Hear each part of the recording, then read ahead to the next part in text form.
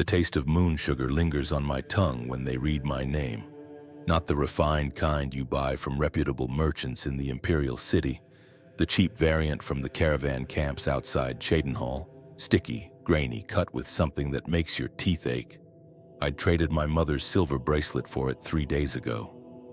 3 days of feeling like I could outrun my debts, my failures, the weight of being 27 years old and utterly unremarkable. The moth priest's voice cuts through the morning fog with administrative precision. Cassia Varro, daughter of Mariana, born under the shadow, 3rd era, year 427, last seed the 19th. He doesn't look up from the scroll. His robes are dark crimson, the color of old blood on stone, and they smell faintly of the vanilla candles they burn in the temple district. I notice a small stain near the hem. Wine, perhaps, or ink. Something mundane. The guards stand at attention behind him, their ceremonial spears catching the weak morning light filtering through the fog.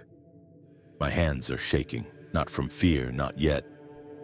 The moon sugar is wearing off, leaving that hollow feeling behind my ribs like someone scooped out everything vital and left only the shell. I want to ask why. I want to understand what criteria they used, what algorithm of fate or bureaucracy selected me from the 14,000 souls living within Cyrodiil's administrative borders. But the priest is already rolling up his scroll, and the 2 temple guards are moving toward me with the gentle inevitability of a closing door. The woman next to me, I think her name is Lucia, touches my shoulder. Her fingers are cold through my linen shift. She's crying, I realize, for me. For herself? We were selected together, after all. I wonder if she can taste copper too. Act 1. The world before the Temple of the One stands at the center of everything, but nobody talks about what lies beneath it. Not openly, the upper sanctum with its eternal flame gets all the attention. Pilgrims travel months to see the dragonfires, that manifestation of the amulet of King's power that supposedly keeps Mehrunes Dagon and his kin from simply walking through the gates of Oblivion whenever they please. I've seen it myself, of course. Every citizen of the Imperial City has. It's beautiful in a way that makes your chest tight, like watching a sunset you know you'll never see again. What they don't tell you is that temples need foundations. Deep ones. I learned this from my uncle before he disappeared 6 years ago. Uncle Darius worked in the administrative offices of the Elder Council. Nothing glamorous, just record-keeping and census management.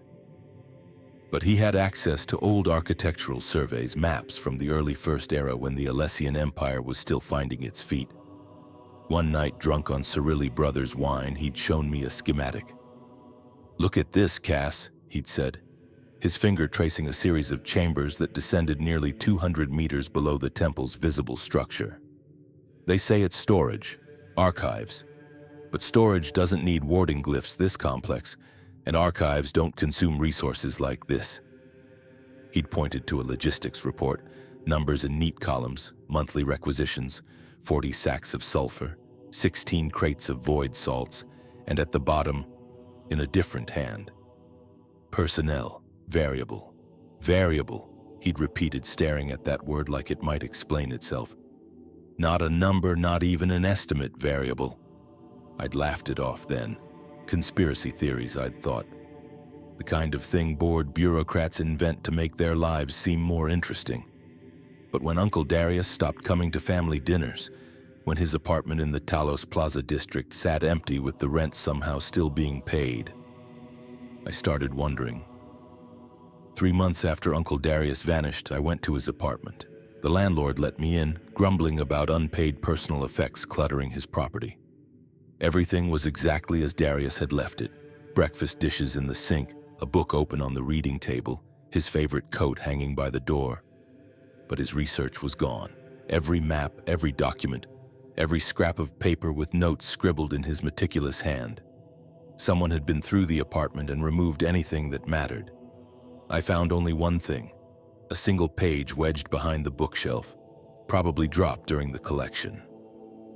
It was a fragment of a requisition form dated 2 weeks before his disappearance.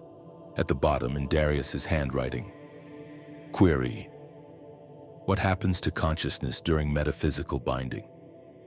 Request consultation with moth priests re. Memory persistence in non-corporeal states. He'd been asking questions, dangerous questions, and then he'd disappeared.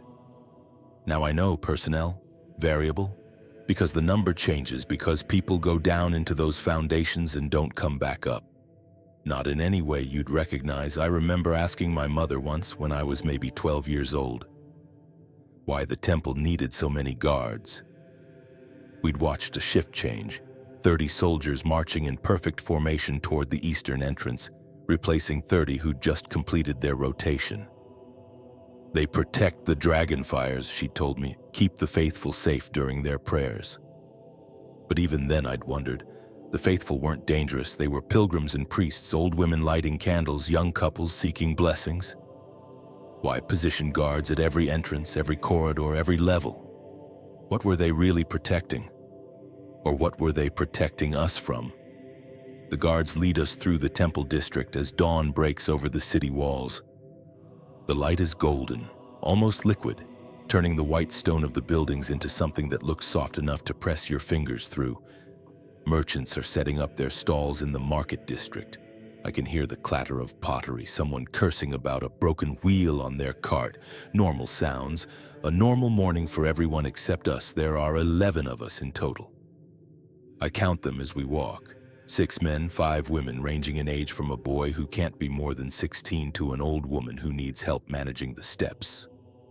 We're all wearing the same simple shifts, undyed linen that hangs loose on our frames. No jewelry, no personal effects. They'd taken everything at the collection point, even the copper ring I wore on my thumb, a gift from a boy I'd loved briefly when I was 19. "Where are we going?" the boy asks, his voice cracks. "I mean, I know we're going to the temple, but what part? What happens?" The guard on my left glances at him. She's Redguard, with ceremonial scars on her cheekbones and eyes that look like she's seen versions of this morning many times before. "The deep sanctuary," she says. Her tone is neutral, almost kind. "You'll be prepared there. The ritual begins at midday." "What ritual?" I ask. My voice sounds steadier than I feel. "They told us it was a service requirement, a civic duty. They didn't mention rituals." The guard's expression doesn't change, but something shifts behind her eyes. Recognition, maybe, or pity. "They never do," she says. We descend through a side entrance I've passed 100 times without noticing. It's set into the temple's eastern wall behind a colonnade where pigeons nest in the carved capitals. The door is ironwood, dark as charcoal, with a lock mechanism that looks more complex than anything I've seen outside a Dwemer ruin. The guard produces a key, not metal I notice, but some kind of crystal that glows faintly amber when she inserts it into the mechanism. The door opens onto darkness and the smell of mineral earth. Not unpleasant exactly, like a cave or a well that hasn't been used in a while. Cool air rises from below, making the hair on my arms stand up. "Single file," the second guard instructs. He's imperial, middle-aged, with the thick forearms of someone who's done manual labor. There are lights every 3 meters, watch your step. The stairs are worn smooth in the center, a groove nearly 2 centimeters deep from centuries of feet moving downward. The stone is some kind of pale limestone, almost white where it hasn't been stained by torch smoke. Glow orbs hang at regular intervals, their light steady and cold. Magic, obviously, but old magic. The kind that's been renewed so many times the original enchantment is probably a 10th generation copy. We walk for what feels like 15 minutes. My legs start to ache. The old woman is breathing hard, leaning on Lucia for support. Nobody speaks. There's nothing to say, and the silence has weight here. The kind of quiet you find deep underground, where sound just gets absorbed into all that surrounding stone. The stairs end at a landing, and then another corridor stretches ahead of us, wider now. The ceiling is vaulted, maybe 4 meters high, with ribbing that reminds me of the Iliad ruins out in the Heartlands, that same unsettling organic quality, like the architecture is growing rather than built. The walls are carved with figures in relief. I try not to look too closely, but I catch glimpses, humanoid shapes in various stages of dissolution, their bodies fragmenting into geometric patterns, into symbols I don't recognize. At the end of the corridor, there's a chamber, octagonal, roughly 12 meters across, with a floor of polished black stone that reflects the glow orbs like dark water. There are benches along the walls, simple wooden things well worn, and a table in the center holding clay cups and a large pitcher. "Wait here," the Redguard guard says. "When someone will come to explain the process. Drink the water, you'll want to stay hydrated." Then they leave. The door closes behind them with a sound like finality. Act 2. The preparation. The water tastes like limestone and something else I can't identify, faintly metallic maybe, or is that just my imagination? The boy drinks 3 cups in quick succession, his hands trembling so badly he spills the 4th down his shift. Nobody criticizes him, we're all afraid, though most of us are better at hiding it. A man sits across from me, maybe 50 years old, with the weathered skin of someone who's spent his life outdoors. A farmer, I'd guess, or maybe a hunter. His hands are folded in his lap and he's staring at them with an expression I can't quite read. Resignation? Grief? Or maybe just exhaustion. He hasn't spoken since we were collected, hasn't even looked at the rest of us. Whatever's happening in his mind, it's a private reckoning. Next to him is a woman with the burnished copper skin and sharp features common in Hammerfell. She's younger than me, maybe 24, with the kind of beauty that probably opened doors for her. High cheekbones, striking amber eyes, full lips. But there's a hardness in her expression that suggests those doors came with prices she didn't want to pay. She keeps touching a spot on her left hand where a ring used to be. The skin there is paler, protected from sun, and she traces the ghost of that jewelry over and over like a prayer or a curse. I wonder what brought each of these people to this room. Was it truly random, as the bureaucrats claimed? Or is there a pattern we're not sophisticated enough to see? Lucia mentioned flexibility of soul. What does that mean exactly? Are we all criminals, deviants, or just unlucky? People who looked the wrong way at the wrong moment, whose names appeared on the wrong list. I sit on one of the benches and study my fellow selectees. The old woman has fallen asleep almost immediately. Her head tilted back against the stone wall, mouth slightly open. Exhaustion, probably. Or maybe she's been through something that's made her very good at conserving energy when the opportunity presents itself. Next to her, a man in his 40s with the calloused hands of a blacksmith or mason stares at the floor between his feet like he's reading something in the grain of the stone. Lucia sits beside me. Up close, I can see she's younger than I first thought, maybe 23, 24. Breton, probably, with that mixed ancestry you see around High Rock. Brown hair with auburn highlights, pale skin dotted with freckles across her nose and cheekbones. There's a scar on her left forearm, white and raised, shaped like a crescent moon. "I worked in the Arcane University," she says quietly. "In the library, just cataloging. Nothing important, but I saw things, reports from expeditions, theories about Daedric incursion patterns." She pauses, swallows. "Do you know what we're really doing here?" I shake my head. "Tell me." "The dragonfires aren't just symbolic," she says. "They're a continuous ritual that requires fuel energy. The Amulet of Kings provides the framework, and the Emperor's bloodline maintains the connection to Akatosh. But there are gaps, weaknesses, places where the barrier between Mundus and Oblivion thins. Mehrunes Dagon isn't the only threat.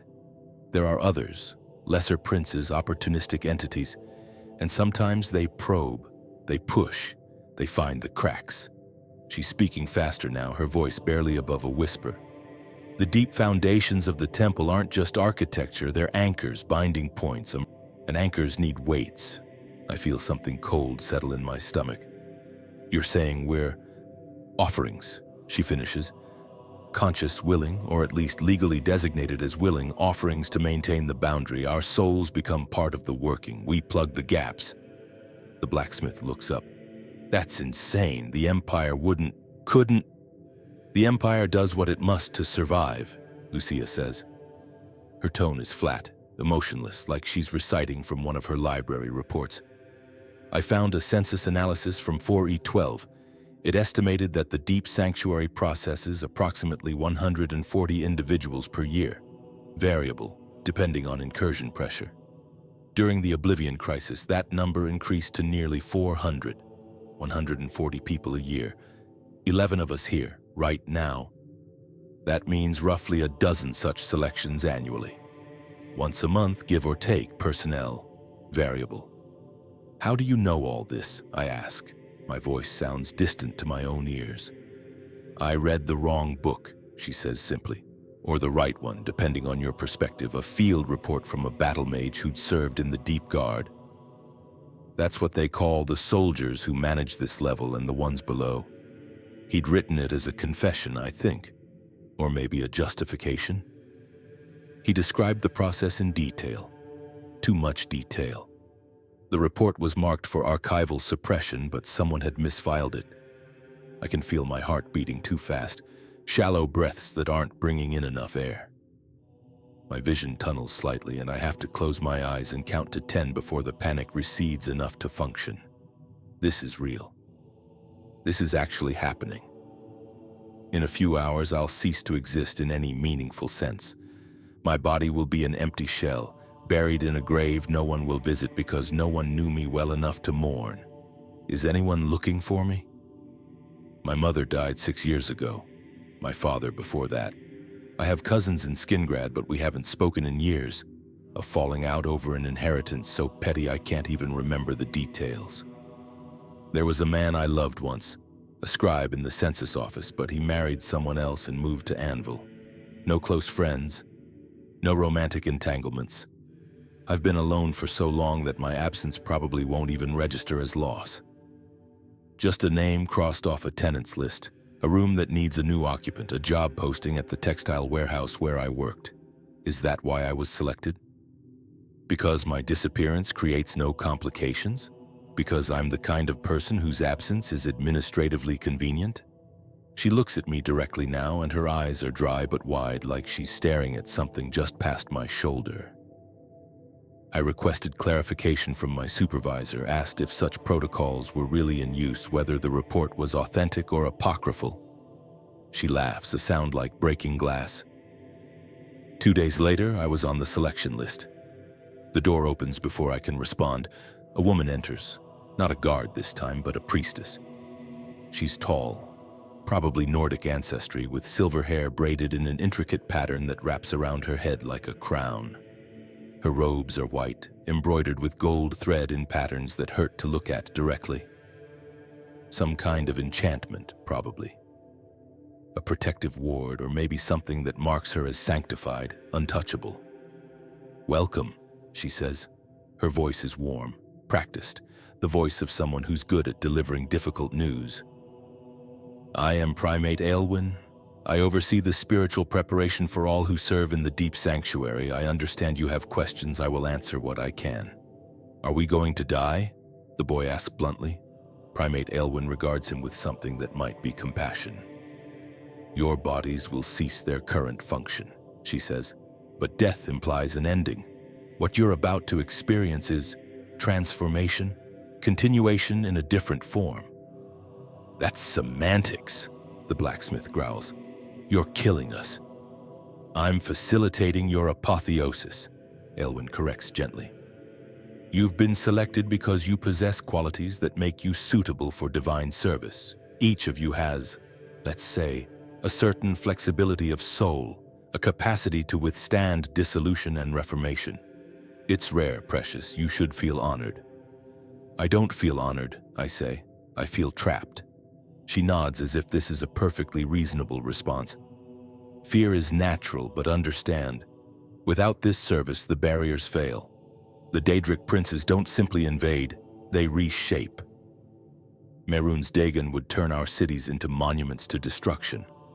Molag Bal would transform every living being into an instrument of domination.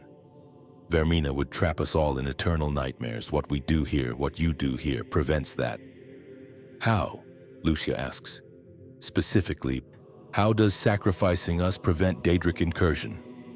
Primate Aelwyn studies her for a moment, then seems to make a decision. "Come with me," she says. "I'll show you." The boy speaks up again, his voice cracking. My mother doesn't know where I am. They took me from the market. I was buying bread and then guards they just grabbed me, read my name from a list. I didn't even get to tell her. He's crying now, tears cutting clean tracks through the dirt on his face. She's probably terrified. She probably thinks I've been arrested or worse. Can someone tell her? Can someone at least let her know that I didn't just abandon her?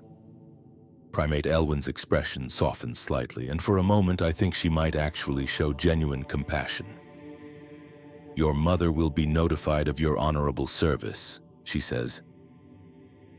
She'll receive a stipend from the temple, compensation for your sacrifice.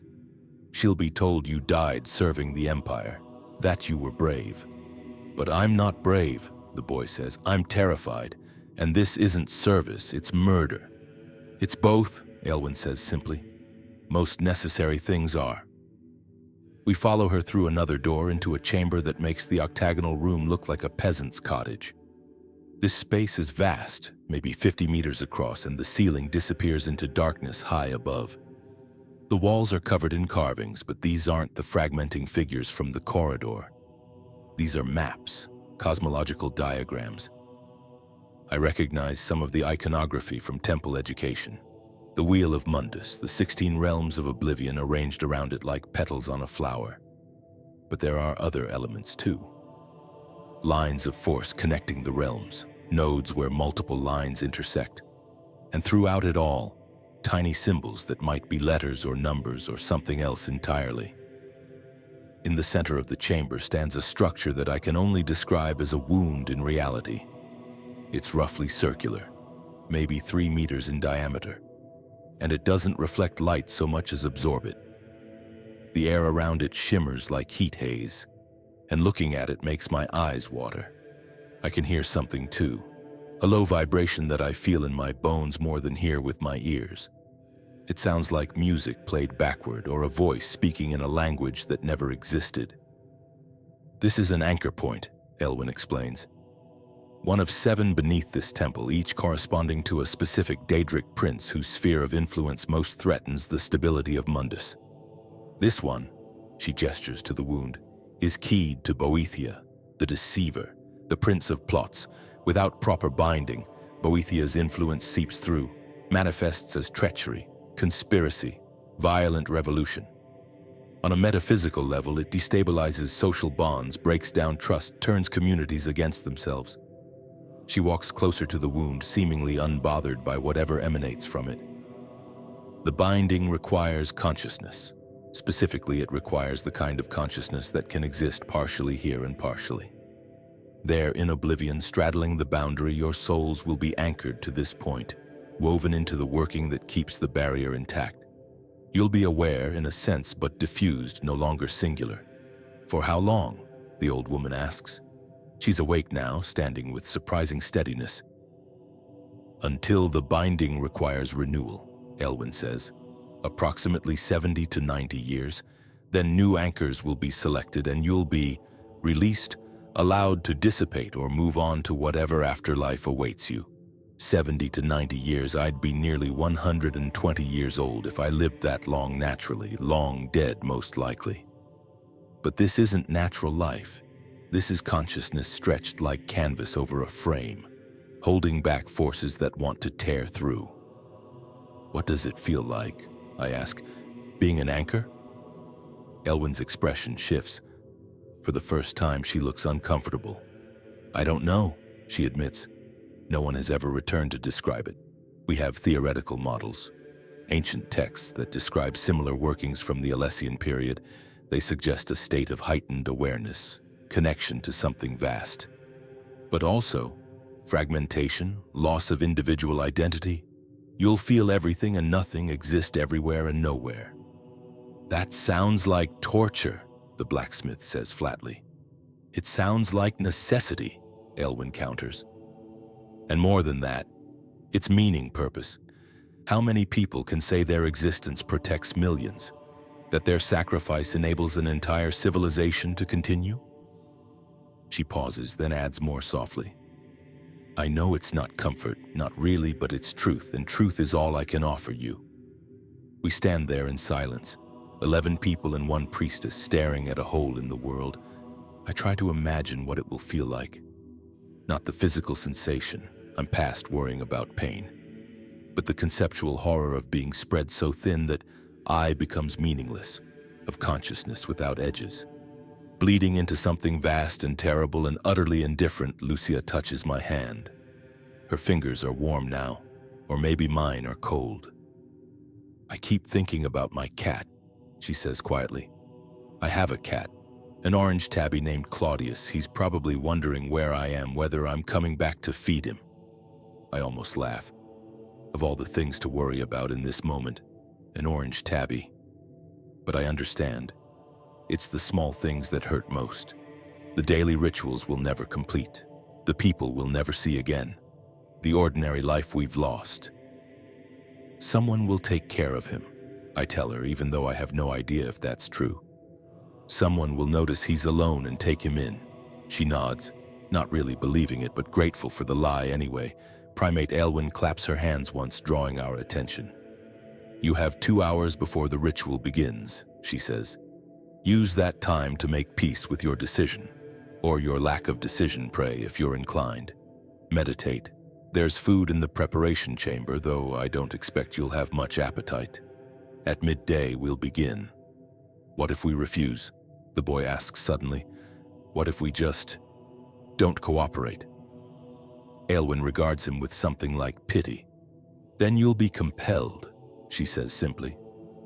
The binding doesn't require your willing participation, only your presence and your soul's capacity. Cooperation makes the process less traumatic, but it's not strictly necessary. She pauses. I recommend cooperation. Act 3. The Descent. The 2 hours pass like water through cupped hands. I spend most of it sitting on the bench watching the others.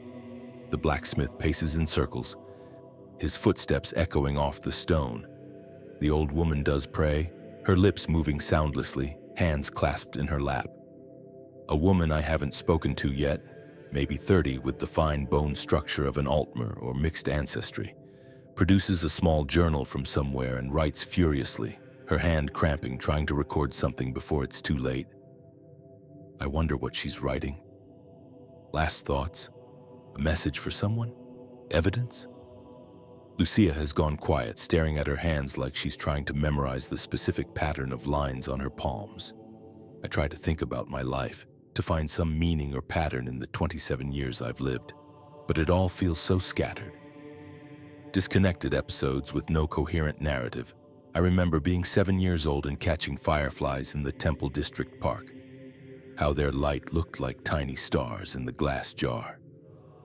I remember my first kiss at 14, clumsy and wet and nothing like the stories.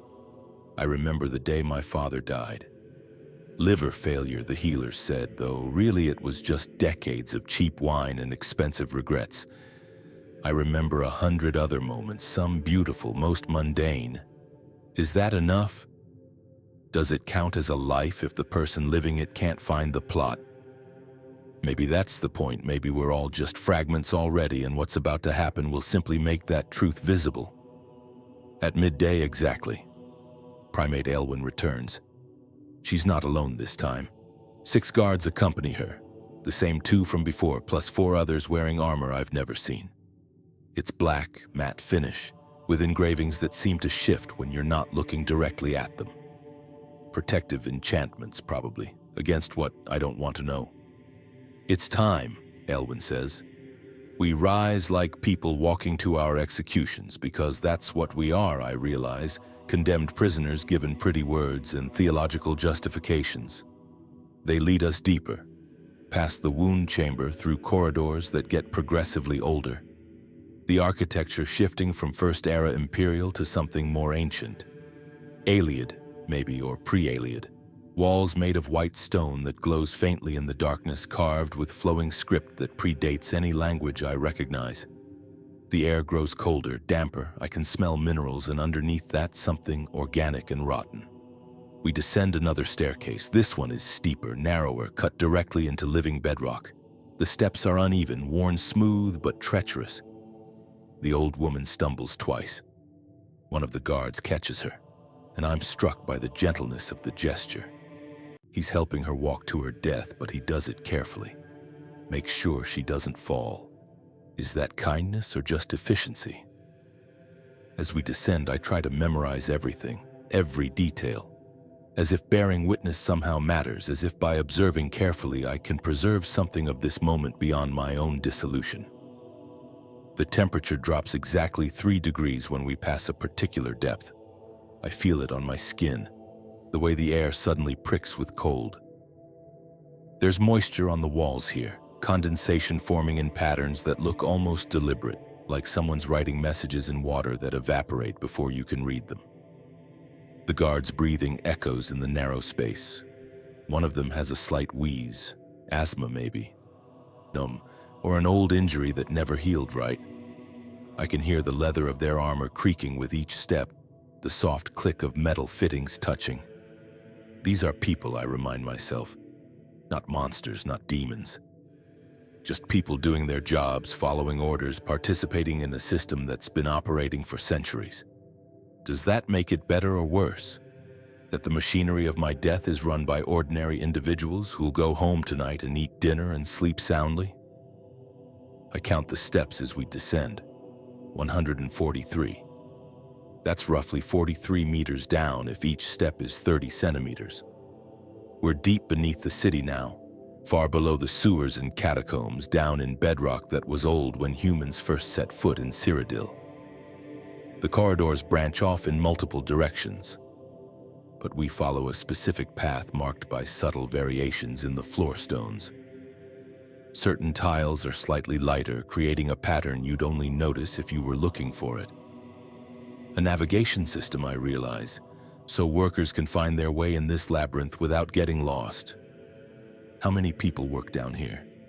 How many know what actually happens in these depths?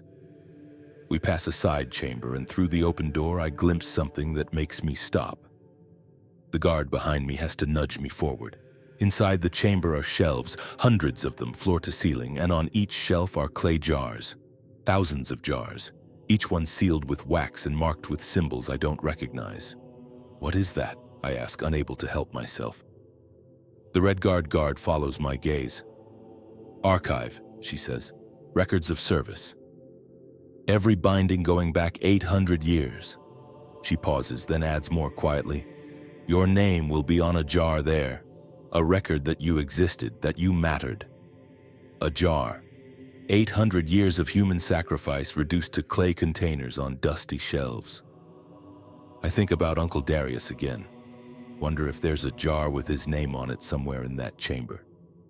Wonder if anyone ever reads those records or if they just accumulate in the darkness, testimony to horrors that no one wants to acknowledge. The staircase opens into a cavern, natural, not constructed. The ceiling is maybe 20 meters high, stalactites hanging like frozen tears.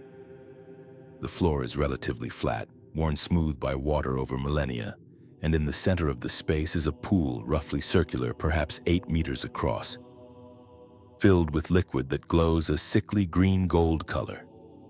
The light reflects off the wet stone of the walls, making everything look diseased. I notice details because my mind refuses to engage with the larger reality. The cavern walls are wet but not dripping. The moisture just sits there, coating everything with a sheen that makes the stone look alive. There are minerals in the water, I think. Iron oxide may be giving everything that faint rusty tinge. The stalactites are oddly uniform, all roughly the same width, same spacing. Too regular to be entirely natural. This cavern was modified, shaped. Someone spent decades or centuries carving it to exact specifications. The pool itself smells like copper and ozone and something organic I can't identify. Mushrooms? Decay? The scent makes my sinuses burn, makes my eyes water. I breathe through my mouth and taste it instead, metallic and bitter and strangely sweet, like honey mixed with blood. Around the edges of the pool I see symbols carved into the stone. They glow with the same sickly light as the water, pulsing in a rhythm that's almost like breathing or heartbeat. The symbols connect to each other with lines of light, creating a geometric pattern that's beautiful and terrible. I recognize some of the shapes from temple education, basic glyphs for binding, containment, transformation. But there are others that predate any magical tradition I know. Ayleid symbols, maybe even older than that. Magic from the Merethic era, when gods walked Tamriel and the boundaries between realms were suggestions rather than laws. Around the pool stand 7 figures in ceremonial armor, not guards, something else. Their helmets are full-face, decorated with horns and abstract designs. Each holds a staff topped with a different symbol. A crown, a web, a dagger, a key, a chain, a star, a mask. The 7 Daedric princes bound beneath the temple, I realize. These are the binding wardens, the ones who actually perform the ritual. Form a circle around the pool, Elwyn instructs. Her voice echoes strangely in the cavern, multiplying and overlapping until it sounds like several people speaking in unison. We obey. What else can we do? The guards position themselves behind us, not quite touching, but close enough to grab if anyone tries to run.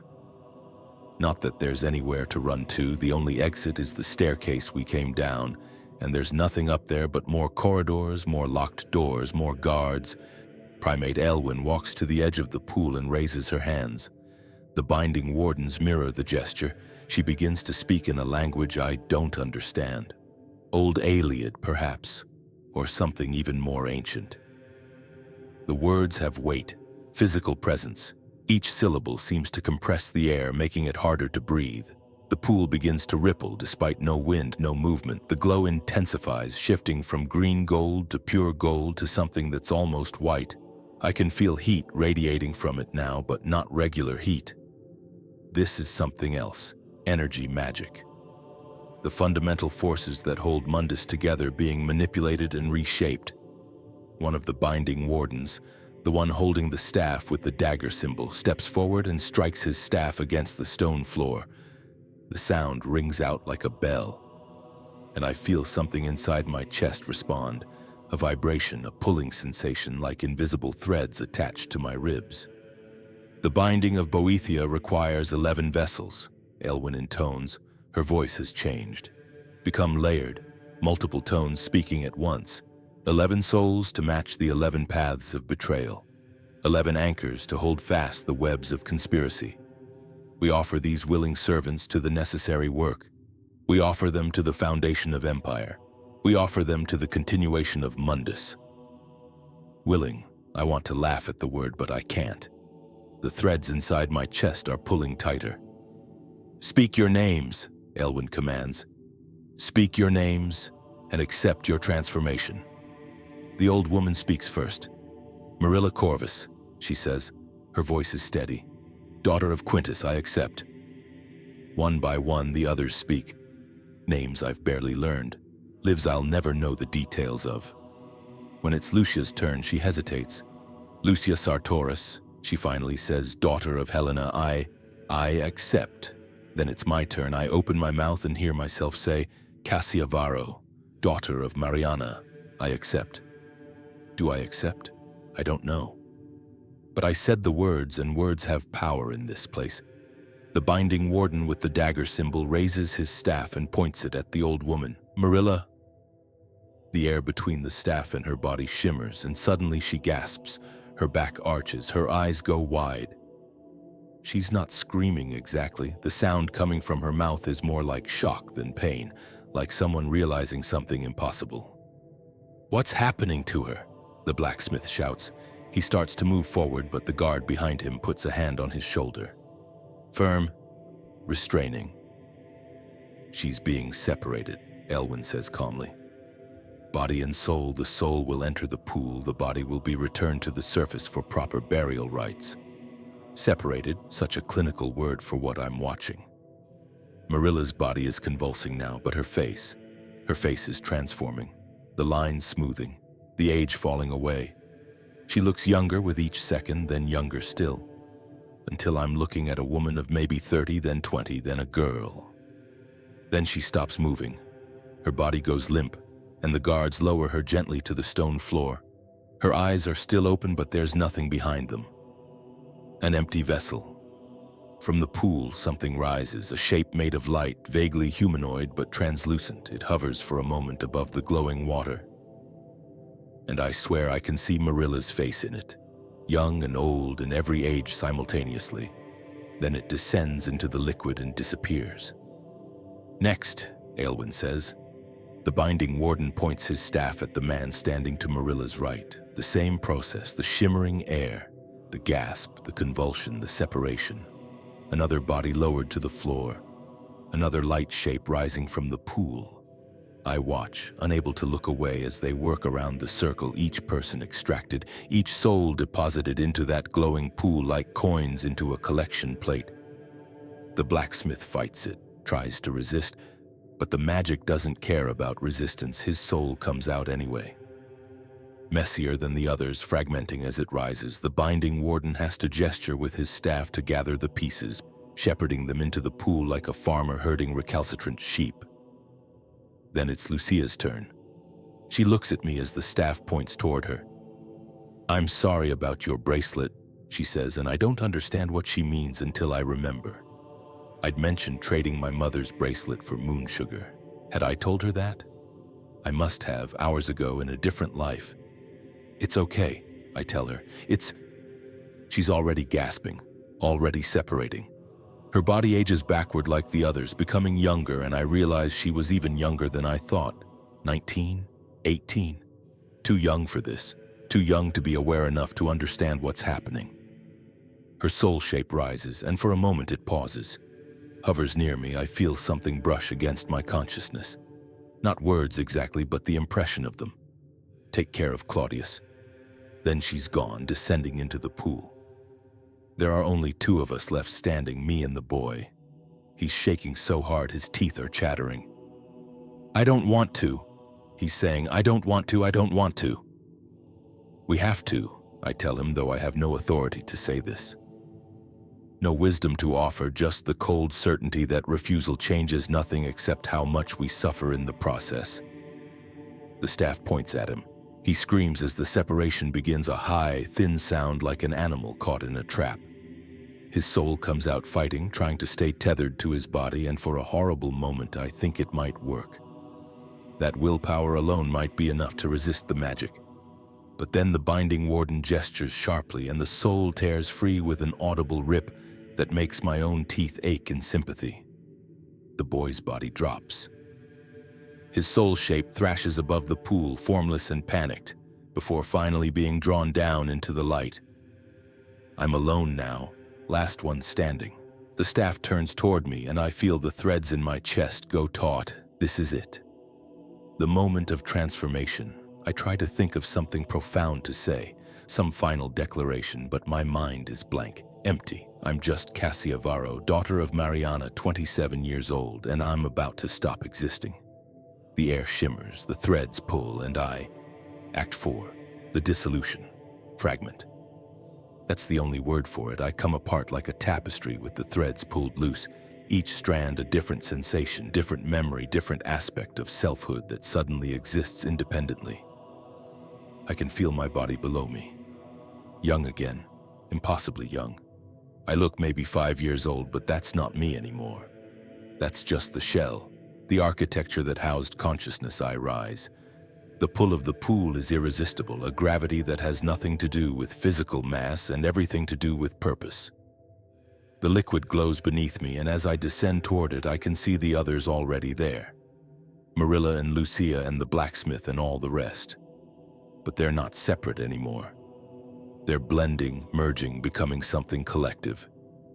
The pool's surface tension breaks around me like diving through water, except this isn't water. It's thicker, warmer, alive in a way that makes my fragmented consciousness recoil even as it's drawn deeper. I can taste colors, hear textures. My senses are scrambled, rewiring themselves according to rules that have nothing to do with human neurology. Then I feel them, the others. Their consciousness is bleeding into mine and mine into theirs. Marilla's memories of raising 3 children on a farm outside Coral, the weight of a baby in her arms, the smell of bread baking in a clay oven. The blacksmith's knowledge of working metal, the precise temperature at which iron becomes malleable. the satisfaction of creating something useful with bare hands. Lucia's love of books, the texture of parchment, the specific joy of discovering a reference that connects two seemingly unrelated texts, and more, so much more. All of us mixing together like pigments in water, creating something new, something that is and isn't Cassiavaro, something that is and isn't 11 separate people. Then we go deeper. The pool isn't just a pool, it's a gateway, a threshold. We pass through it. And suddenly I'm aware of the anchor point we saw in the wound chamber. But now I'm seeing it from the other side. From inside, we're being woven into the fabric of the binding, our merged consciousness becoming thread in an incomprehensibly complex pattern. I can feel Boethia on the other side of the barrier, not see. There's no visual component to this, no light or shadow or form, but feel, presence, attention. The Prince of Plots is aware of us in the same way you're aware of a mosquito buzzing near your ear. Annoying, persistent, too small to be truly threatening, but present enough to merit attention, the Prince pushes against the barrier, tests it, looking for weaknesses, and we, the collective we that used to be 11 individuals, push back. We're the resistance, the counterforce. Our consciousness spread across the anchor point like a net-catching fish, except the fish is a Daedric prince and the net is made of human souls. It's not painful exactly. Pain implies nerve endings, physical damage. This is something else. Pressure, strain, the feeling of being stretched beyond your natural limits, atoms pulled apart at the molecular level. We're holding something back that wants desperately to break through, and the effort required is total, absolute. There's no rest, no respite, just constant vigilance, constant resistance. But I'm also aware of everything the anchor point touches. The web of conspiracy in Cyrodiil, every plot and counterplot, every whispered betrayal, every poisoned dagger being sharpened in secret. I feel them all like a musician feels the strings of an instrument. The web vibrates with each new treachery, and we have to absorb that vibration, channel it, prevent it from resonating through the barrier and giving Boethia more purchase. I witness a nobleman in Skingrad planning his brother's murder, a merchant in Breville arranging for her competitor's warehouse to burn, a guild member in Anvil stealing from the treasury, a servant in a noble house poisoning the soup. Betrayals large and small, the constant background radiation of mortal duplicity, and we feel it all. Each act of treachery is a thread in Boethia's tapestry, trying to pull tighter, trying to create enough resonance to weaken the binding. Our purpose, the purpose we've become, is to dampen those vibrations, to absorb the energy before it can accumulate. We're shock absorbers for the metaphysical impact of betrayal. Time doesn't work the same way here. I'm simultaneously experiencing my first moment in the pool and my 1000th day and my 70th year. It's all happening at once. A continuous present that contains past and future without distinguishing between them. I watch my abandoned body being carried up those ancient stairs, cleaned, dressed in burial clothes, placed in a pauper's grave outside the city walls. I watch the seasons turn over that grave. Grass growing, dying, growing again. I watch the city change, buildings constructed, buildings demolished, emperors crowned and dying and crowned again. But I'm also still me, or pieces of me persist. Memories that refuse to fully dissolve into the collective. The taste of that moon sugar on my tongue. The weight of my mother's silver bracelet. The orange tabby named Claudius that I promised to care for even though I'll never see him again. These fragments of individual identity float in the merged consciousness like ice in water. Slowly melting but not gone yet. I feel Lucia's presence most clearly. Maybe because she was standing next to me, maybe because she's also fighting dissolution, holding on to her selfhood with desperate tenacity. We find each other in the collective and recognize something familiar. Not friendship, that's too limited a word for what we are now, but connection, kinship. We were Cassia and Lucia, and now we're becoming we. But in this moment, we're still enough of our former selves to acknowledge what we've lost. This is forever, she communicates. Not words, just the transmission of understanding. 70 to 90 years, Aelwyn said. But it's already been centuries or seconds. Time doesn't apply. We're dying slowly, I send back. Our individual patterns eroding, soon we'll just be part of the collective. No more Lucia, no more Cassia. Is that worse or better? I don't have an answer, both, neither. The terror of losing yourself balanced against the relief of not being singular anymore, of not having to carry the weight of identity alone. Boethia pushes harder suddenly. The prince has found something, a major conspiracy forming in the imperial city. Someone close to the emperor, planning assassination. The threads of that betrayal are stronger than usual, weighted with imperial blood and the potential reshaping of nations. The pressure against the barrier intensifies, and we have to respond with equal force. It hurts now. The stretching sensation becomes actual pain, or the memory of pain, or the conceptual framework of pain translated into whatever we've become. We push back, all 11 of us acting as one, channeling everything we are into maintaining the binding. I feel Marilla's maternal strength, the blacksmith's stubborn endurance, the boy's desperate will to survive, all of us contributing our essential qualities to the resistance. The pressure peaks, holds, then gradually subsides as the conspiracy in the imperial city is discovered and thwarted. The assassin caught, the thread severed. Boethia's attention drifts elsewhere, seeking other weaknesses, and we can rest. Relatively how many times, Lucia asks. How many times will we do this? Until there's nothing left of us, I answer. Until we're worn down to pure function, no memory, no identity, just the binding itself. I feel her acceptance. We all feel each other's acceptance, because what choice do we have? We're already dead, already transformed. This is our eternity, to be the boundary between Mundus and Oblivion, to be the price of civilization, the necessary sacrifice that everyone benefits from and no one acknowledges. But I also feel something else, something unexpected. Pride, purpose, meaning. 11 people who were individually unremarkable, a moon sugar addict, a librarian, a blacksmith, an old farmer, a boy too young to have accomplished anything. We're collectively essential. Without us, the barrier fails. Without us, Boethia walks through and turns the entire empire into a labyrinth of betrayal and blood. Through the collective consciousness, I perceive other anchor points failing. Elsewhere in Tamriel, other bindings are weakening. I sense it like pressure changes before a storm. Somewhere in Morrowind, a Molag Bal anchor has lost integrity. The souls maintaining it have finally worn down to nothing, and new sacrifices are being prepared. In High Rock, a Vermina binding is fraying.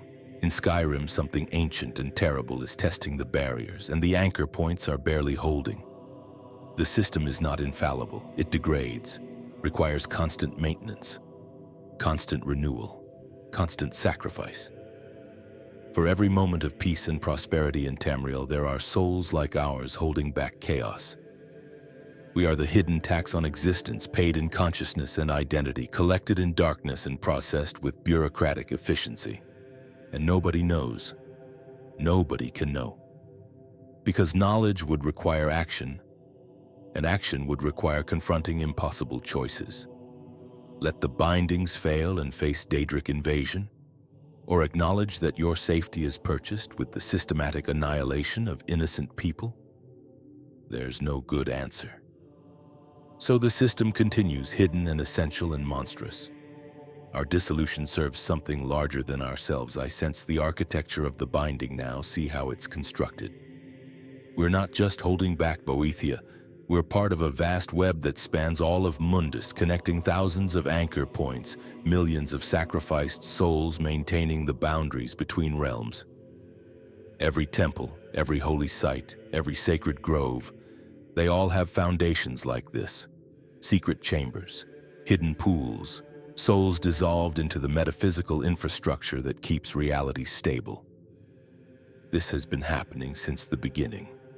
Since the Aedra sacrificed themselves to create Mundus and the Daedra were locked out, the gods gave their divine essence to form the bones of the world, and ever since, mortals have been required to provide the ligaments, the connective tissue, the ongoing price of existence.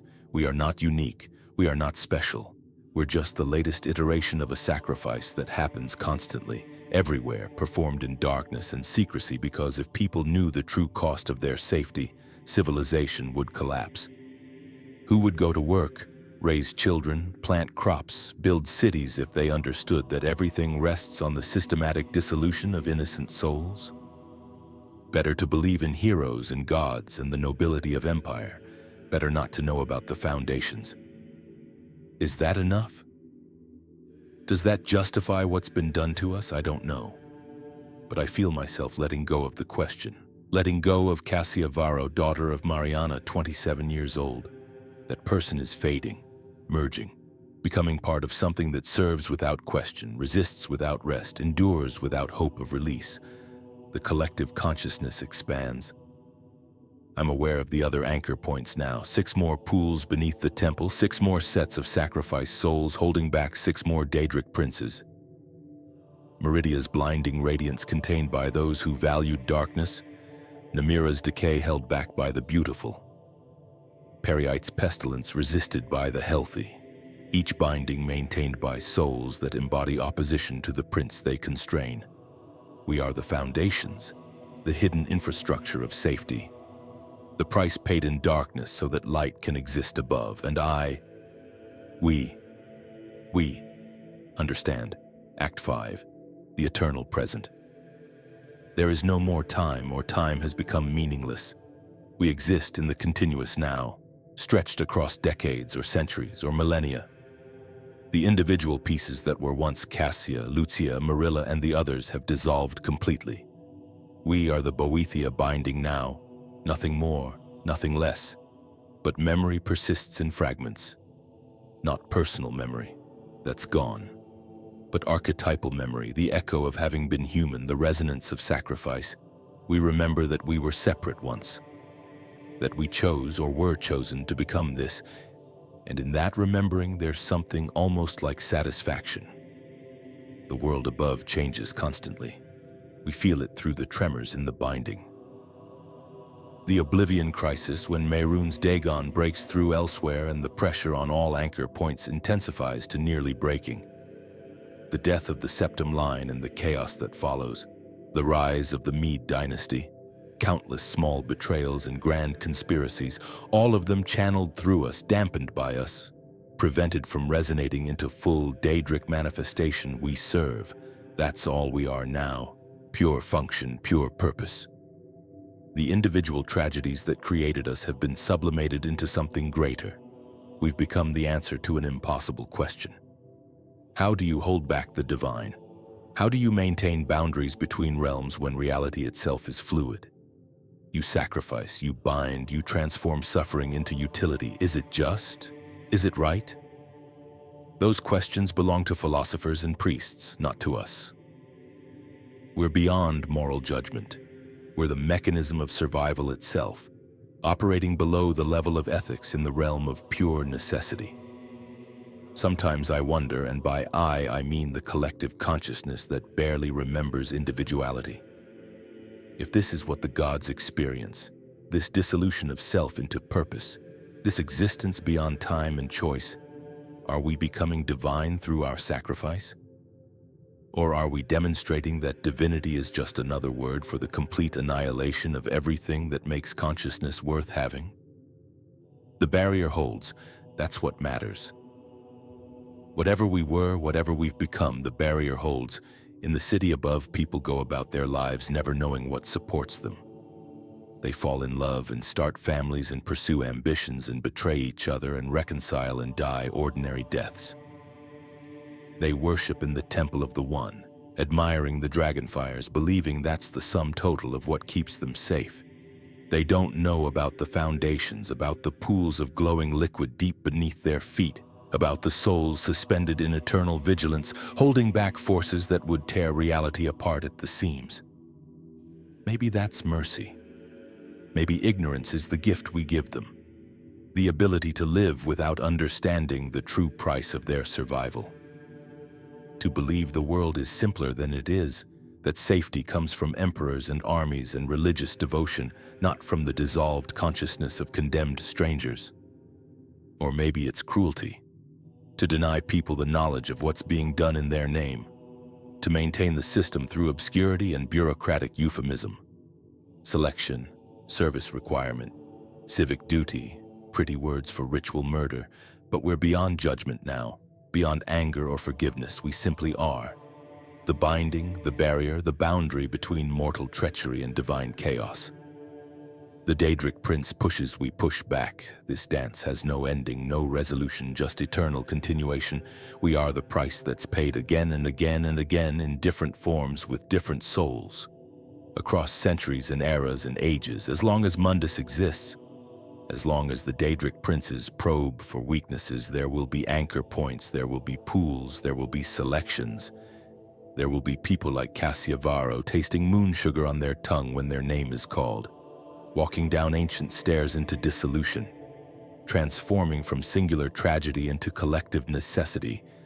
This is what it means to be sacrificed to a Daedric prince in the Elder Scrolls. Not glory, not apotheosis, not heroic transcendence, just the slow erosion of everything you are in service to preventing something worse, just your consciousness stretched thin across reality's weakest points holding.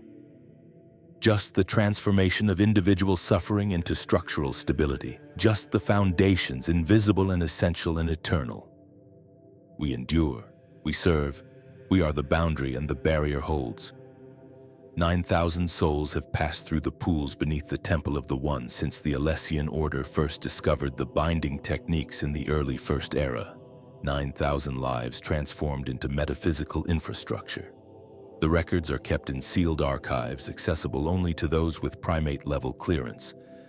The families are told their loved ones died in service to the Empire, which is true as far as it goes. The truth, as always, lies deeper than anyone wants to look.